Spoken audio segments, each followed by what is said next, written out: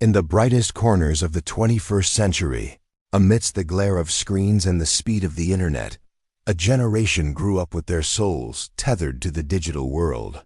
They are boundless explorers and unrestricted creators.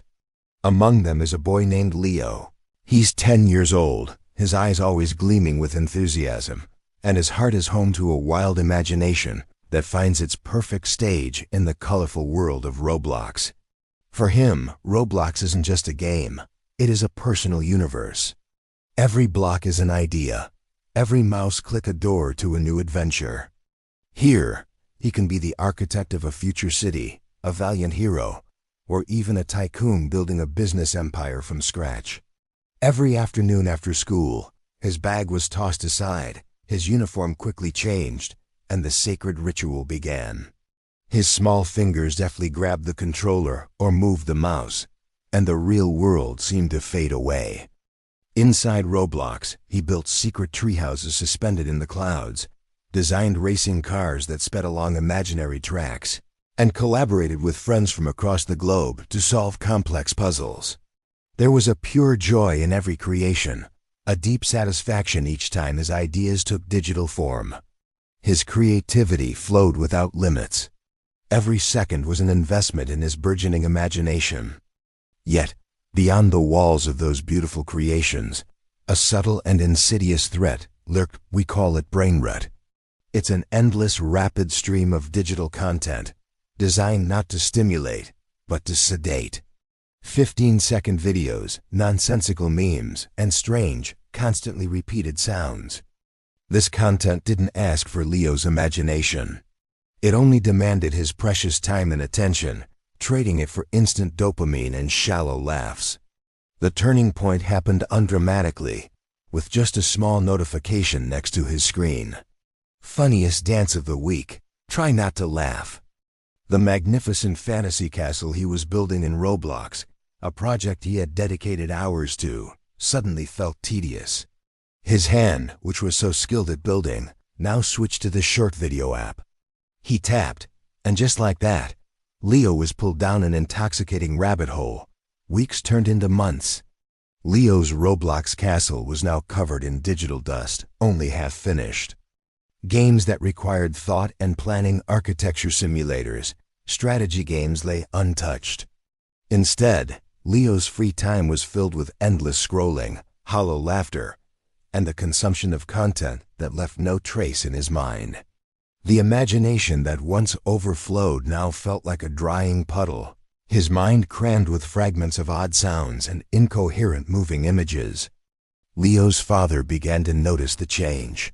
His cheerful boy, who was once eager to talk about his Roblox adventures, was now often moody and quick to anger. Simple questions about school or his day were met with curt mumbles. Most worrying was the hollow look in his eyes when he was glued to the screen, a reflection of a mind that was busy but not truly engaged. His father knew this wasn't just about games. It was about something deeper, slowly eroding his son's spirit and potential. One evening, his father sat next to Leo, not with anger, but with quiet love. He didn't criticize or forbid, but tried to understand. He spoke about how Leo's imagination was an invaluable treasure, how he used to create amazing worlds in Roblox, and how that differed from just watching others do silly things on a screen. He showed him some of his old Roblox designs, which still shone with genius. His father's words touched something long buried inside Leo, the spirit to create. He looked back at his unfinished castle in Roblox, his race car that was only a little way from being perfect, and his online friends who might miss him. He remembered the joy of building, the satisfaction of overcoming a challenge. The empty feeling he got from endlessly scrolling through Brainrot videos was slowly replaced by a longing for purpose and meaning. The next day, Leo did something he hadn't done in months. He turned on his computer, but this time, he went straight to Roblox. His hands might have been a little stiff at first. His mind still wanted to scroll, but he forced himself to focus. He started with the first block, then the second. Slowly, his castle began to come back to life. Every block added was a small victory over Brainrot, Every detail designed was a reminder of his own power of imagination. It wasn't that Brainrot completely disappeared. Notifications still popped up, temptation still existed. But Leo now knew the difference between stimulating entertainment and sedating entertainment. He started limiting his screen time, choosing to spend more time in Roblox building, or even in the real world reading books and playing outside. He learned that true happiness doesn't come from passive consumption, but from active creation, from using his imagination to shape his own world. Leo's story is a reflection of the struggle many children face in the digital age. Roblox, with its potential to foster creativity, can be an amazing playground. However, in every digital corner, Brainrot lurks, ready to steal time and potential. It is crucial for us parents, educators, and children themselves to understand this difference, to choose wisely what we consume, and to always prioritize imagination and critical thinking over passive consumption.